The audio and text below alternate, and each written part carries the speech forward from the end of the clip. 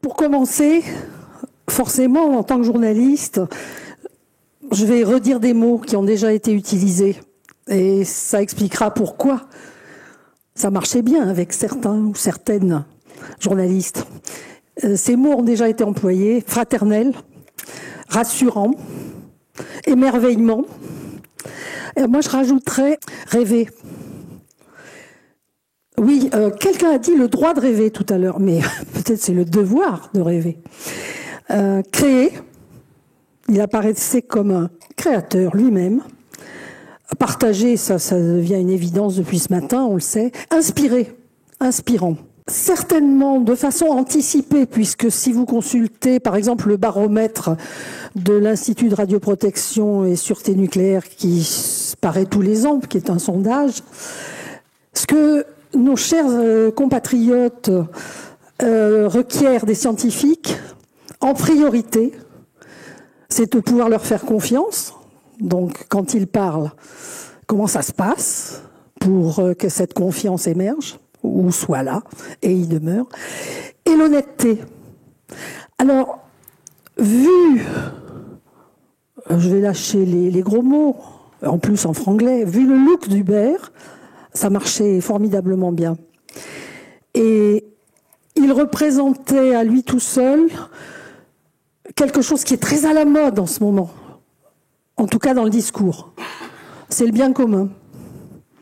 Et ce bien commun, pour tout l'univers, ce qui est grand, surtout quand vous y mettez les ingrédients fabuleux et qui vous émerveillent, qui s'appellent lumière et matière. Alors la première fois que j'ai rencontré Hubert, je suis incapable de vous dire la date, parce que, voilà. Même si j'aurais aimé commencer en vous disant Hubert n'est pas mort. Et Hubert ne mourra pas, vu Internet. Ça, vous pouvez trouver. Hein. Vous pouvez trouver. C'est sur le site de Sciences et Avenir. Alors, donc je ne sais plus la première fois que j'ai rencontré Hubert, mais ce que je sais, et après je ne vous parlerai pas de moi, hein, mais je n'y suis allée qu'avec une seule question et je le lui ai dit. J'étais à l'époque à Libération, je lui dis, je ne le connaissais pas, Monsieur Hubert Reeves, je suis honorée de vous rencontrer, je ne viens qu'avec une seule question, êtes-vous un gourou? Eh ben, on s'est retrouvés à parler pendant à peu près 3 heures. Et donc, ensuite, ça a été tellement aisé chaque fois que je demandais à le rencontrer, où il y avait toujours un débat, il voulait toujours que je le tutoie, et moi je le vouvoyais. Et il me disait, mais enfin Dominique... Alors des fois j'oscillais, des fois je tutoyais, mais est-ce que moi je le prenais pour un gourou?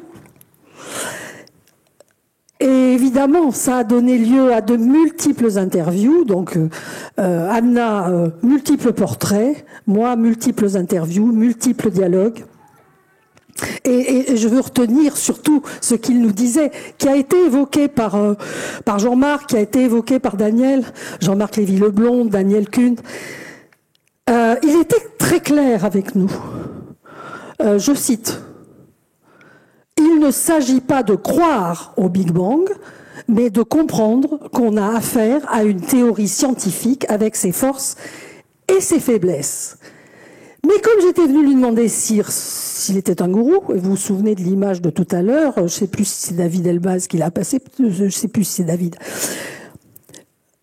Dans l'article que j'écrivais alors, mais il s'était demandé avec ironie, ouvrez les guillemets, s'il ne cultivait pas inconsciemment, fermez les guillemets, cette image de gourou. Ce que j'avais écrit, il faut dire, Alibé, bon, c'était le jeu quand même, hein, a l'air d'un gourou, a le charme d'un gourou, mais ne veut pas être un gourou. Alors, que vous dire d'autre? Ce qui, de mon point de vue, marche, a marché et marchera, c'est que poussière d'étoiles. Donc, ce lien... Alors que peut-être que la salle est remplie de pascaliens, que hein, le silence des espaces infinis continue d'effrayer. Le silence éternel. Michel est là pour bien corriger les phrases. Michel Cassé. Non, il y a eu cette reconnexion. Et c'est toute une époque. Hein, c'est toute une époque. Ça a été dit aussi. Faire passer la culture scientifique. Jean-Marc, c'était du post-68 art de haut de gamme. Hein. Impatience, hein, tu avais créé. Après, il y a eu Alliage, enfin, et puis évidemment les éditions. Donc c'était toute une, puis 1981, il y en a qui s'en souviennent. Il y a eu un certain Mitterrand, un certain Chevènement. Ça s'est beaucoup agité, hein, vous vous souvenez? Les chercheurs sont devenus fonctionnaires. Et ils ont un devoir de vulgarisation, de popularisation. Mais évidemment, Hubert, nous venons de l'autre côté de l'Atlantique, nous venons du Québec, il savait y faire. Il savait y faire beaucoup mieux que nos chers brillants chercheurs français. Et Poussière d'étoiles, ben c'est ça, c'est cette connexion entre le macrocosme et le microcosme. Et ça change tout. Et pour nous journalistes, c'était une ficelle sur laquelle beaucoup ont tiré. Je suis passée par Ciel et Espace à un moment, le nombre de couvertures qui ont été faites, idem à Science et Avenir d'ailleurs, je vais vous montrer ça après. Ce qui me frappe aussi, et ce qui me frappait aussi, c'est qu'il y a eu, et on en a la démonstration aujourd'hui, c'était l'admiration et aussi l'amitié d'autres scientifiques. Alors, c'était pas un parrain, hein, c'était pas vraiment un parrain, n'est-ce pas, Jean, hein, mais c'était quoi? C'était un berger des étoiles? Qu'est-ce que c'était? Il faudrait que vous nous le disiez. En tout cas, à son décès, aussi bien Jean que Michel, Jean Audouze que Michel Cassé, vous avez écrit Le grand scientifique qui fut notre maître. Et ça, peut-être que ça n'a pas toujours été évident pour le très grand public, parce qu'effectivement, tout son travail d'écriture est arrivé souvent post, mais pas que. Et donc c'était très très bien, et je vous en remercie rétrospectivement d'avoir écrit ce que vous avez écrit pour Science et Avenir et pour la recherche. Au passage, dans la recherche, dès 1971, il avait publié un article sur les éléments légers qui ont été évoqués tout ce matin. Effectivement, ce qui a beaucoup touché ultérieurement, mais vous savez, vous vous plaignez, vous, de travailler en silo, souvent.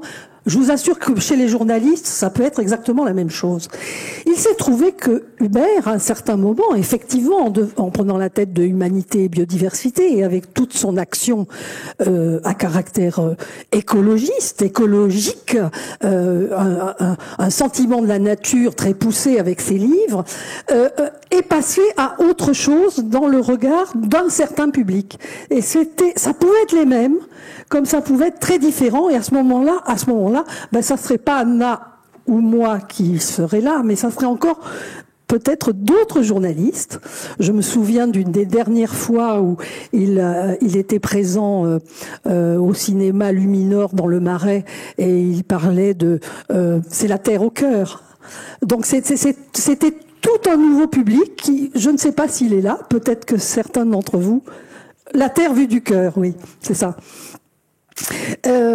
Et effectivement, ça a été dit, mais je le redis parce que ça nous frappait quand on discutait avec lui plus récemment que les années 90, émerveillé que les deux histoires, celle de la biologie et de l'astrophysique, soient parallèles. Alors bon, là, c'est des parallèles qui se rejoignent, hein, et parlent toutes deux, ouvrez les guillemets, d'origine et d'évolution. Donc ça continuait de parler aussi à ceux qui ont quand même une petite fibre scientifique, c'est pas mal. Ce qui m'a frappé à une époque, parce que nous l'avons invité à des à des rencontres du genre Dieu et la science. Vous voyez comment ça commence. Comment il aimait raconter à répétition, mais je pense que c'était très important qu'il le fasse, l'histoire de Stanislas Petrov, donc ses positions antinucléaires. Si vous avez écouté Hubert, vous vous en souvenez certainement, l'histoire de Stanislas Petrov, qui avait choisi de ne pas riposter lorsqu'en septembre 1983, au centre d'antimissiles nucléaires d'Union soviétique, avait été reçu un message affirmant que des ogives nucléaires venues des États-Unis se dirigeaient vers la Russie. Et il aimait raconter cela pour faire sentir qu'à un certain moment, dans des situations critiques, eh bien, l'individu se doit, en conscience, de prendre la position qu'il faut.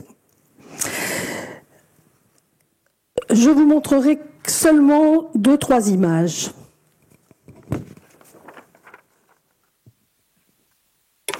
À la découverte de l'univers invisible, ce qui me rappelle d'ailleurs des articles de Michel Cassé dans Le Monde en 1980 ou 1981, voir l'invisible, c'était bien, hein, c'était bien, c'est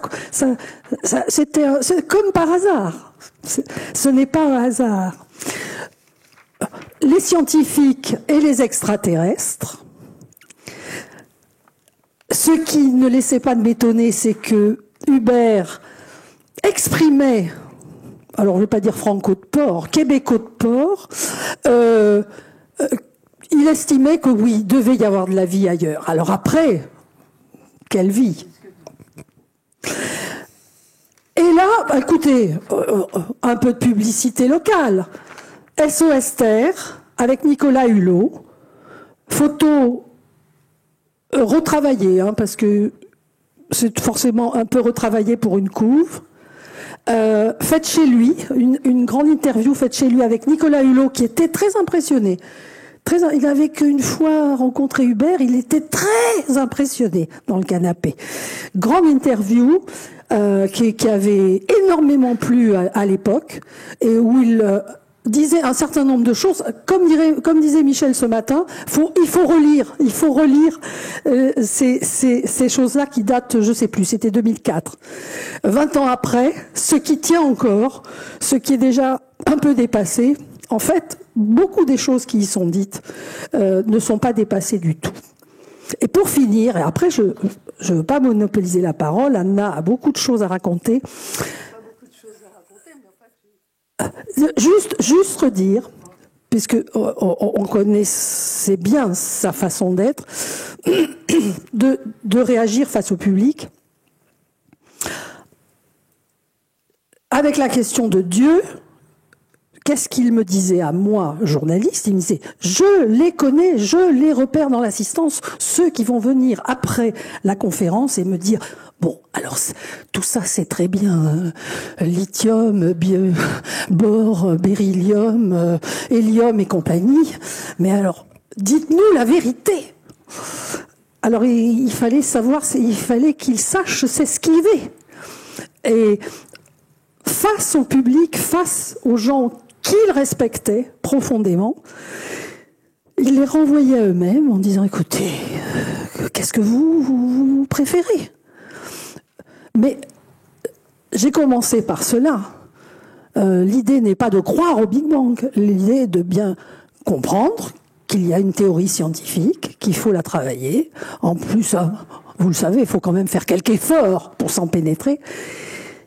Et il dérivait pas là, il dérivait pas. Mais Anna, qui l'a connu de façon plus proche, plus personnelle, et tu vas raconter les blagues parce que sinon, voilà, tu vas en dire autre chose. La transition est faite. La transition est faite. J'ai remarqué que tu n'as pas mis toutes les couvertures de Sciences et Avenir, des portraits que j'ai fait pour Sciences et Avenir, plusieurs étés de suite. J'ai fait les portraits d'Hubert Et visiblement, ça se vendait parce que chaque année, on me recommandait un portrait et au moins 4 années de suite, j'ai fait le portrait d'Hubert. Alors Hubert et l'écologie, Hubert et Coppens, Hubert et les étoiles, Hubert et l'univers.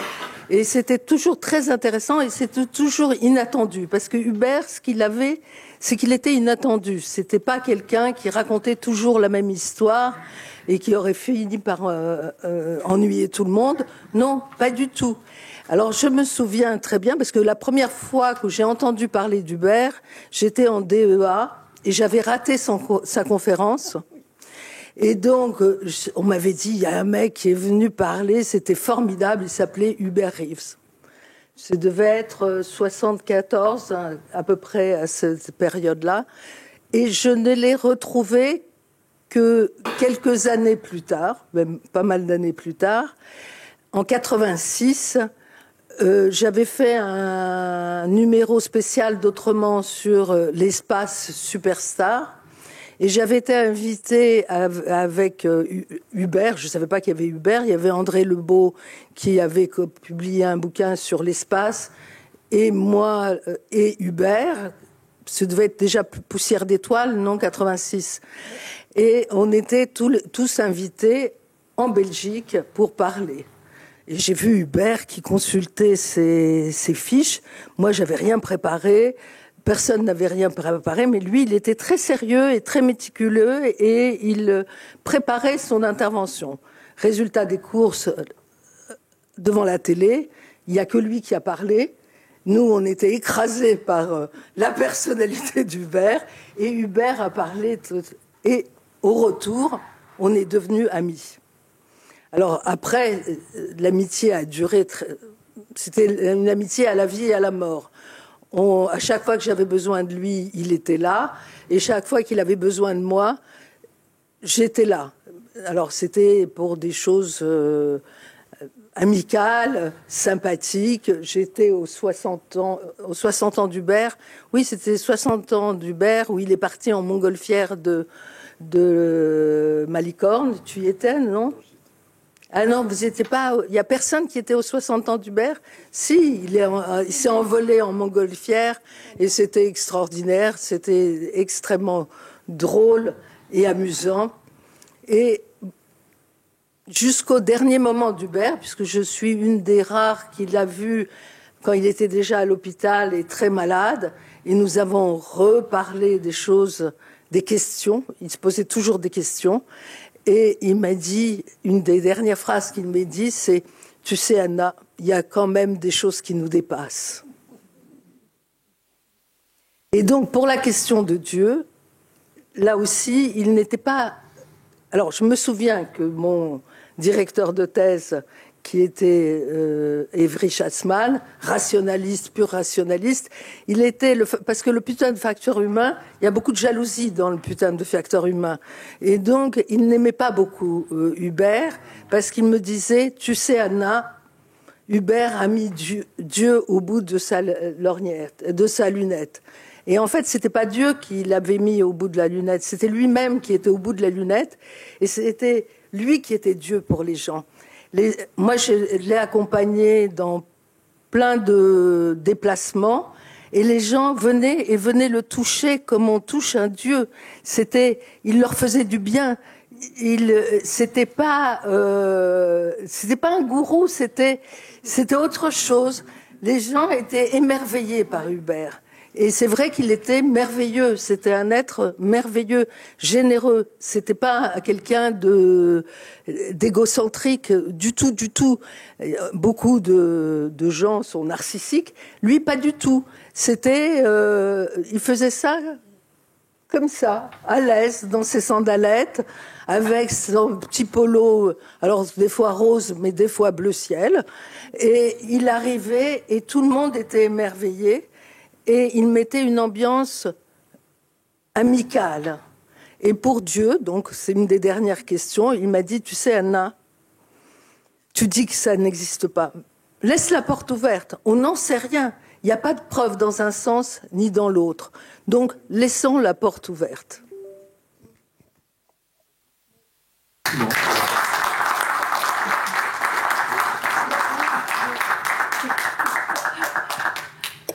J'allais dire, je confirme. Dans une interview, il insistait. Ni existence, ni non-existence, il n'y a pas les preuves. Vous comprenez que quelqu'un a d'ailleurs cité ce livre qui s'est vendu à plus de 100 000 exemplaires et où je pense que les scientifiques devraient faire attention à ce qui se publie. Merci à Michel Cassé et Joe Silk, avec Joe Silk, d'avoir écrit dans La Recherche des choses un petit peu plus sérieuses. Même si évidemment tout ce dont nous parlons est très très sérieux. Tout est très sérieux. Ce qui me frappe, c'est que là aussi, ce qui avait été possible et que j'ai beaucoup apprécié, c'est que il était possible d'avoir cette proximité avec Hubert, mais ça, c'est une certaine éthique journalistique acquise dans les premiers temps, notamment parce que j'étais à Libération. J'ai toujours voulu conserver une certaine distance avec celui que j'interviewais, de façon qu'on ne soit pas dans la totale connivence. Autrement dit, s'il se passe quelque chose qui ne plaît pas, ça puisse être dit. Cela étant, évidemment, j'ai beaucoup apprécié quand il avait accepté de participer à une de nos croisières, qu'on a essayé d'être décarboné, bien entendu, et avec Camille. Et évidemment, je confirme, toucher Hubert, c'était déjà presque un morceau de la vraie croix. Et les gens étaient respectueux. Parce qu'ils savaient qu'il allait leur apporter cette connexion. C'est cette connexion. Macro-micro. Avec, en background, pour ceux qui veulent bien faire l'effort de cette lecture, des éléments scientifiques avérés. Donc ça c'était très important, en tout cas pour des journalistes comme je le suis, c'est-à-dire à la tête de journaux qui s'efforcent de minimiser le n'importe quoi. Alors, personnellement, j'ai pas mis de barrière. Ce que j'expliquais, c'est que je suis pas tout à fait du même journalisme que toi. C'est-à-dire que j'aime bien la connivence, j'aime bien justement un peu de sympathie dans la relation. Je ne suis pas en rivalité avec mes objets de désir. Je les regarde avec un regard amusé, ce qui ne veut pas dire que j'accepte tout, mais je trouve que c'est extrêmement intéressant d'approcher un être, même s'il est pur et dur scientifique, de regarder toutes les facettes de ce scientifique, même les plus intimes, les plus. Avec Hubert, nous avons écrit quand même des petits livres. Alors, parce que Hubert est mort plusieurs fois. Et ça, on a oublié de le dire, mais il était d'une santé très fragile. Et il y a une dizaine d'années, il a eu un accident où toutes ses facultés vitales étaient arrêtées. On l'a mis sur des machines et tout. Et à ce moment-là, il s'est réveillé et j'avais monté une collection qui s'appelait Ce qu'on ne sait pas encore, sur les épaules des savants. Et je lui ai demandé de faire le premier livre. Et donc, il était sous les machines comme ça. Et nous avons écrit l'univers, ce qu'on ne sait pas encore. Et puis, après, on a fait le soleil, ce qu'on ne sait pas encore. Et puis, la collection s'est augmentée avec d'autres gens. Mais ce qui était extrêmement touchant, c'est que même mourant, il était en train de vouloir expliquer au monde et à tout le monde ce qu'il savait et ce qu'il ne savait pas. Je vais juste le citer. Je ne vais pas faire long, je veux simplement dire de mon côté que j'ai pu le faire rééditer dans la collection bouquins, même s'il y avait dans les collections qu'a élaboré Jean Jean-Marc Lévy-Le-Boulon, des livres de poche. Donc, ces livres ont pu être réunis et je peux pas ne pas le citer pour terminer. Ne cherchez pas du prêt-à-penser. Sa vérité, chacun se l'a fait. Il ne faut quand même pas qu'ils, donc les fameux auditeurs, placent les scientifiques à la place des curés. C'est entre guillemets tout ça. Merci de votre attention. Merci à vous deux.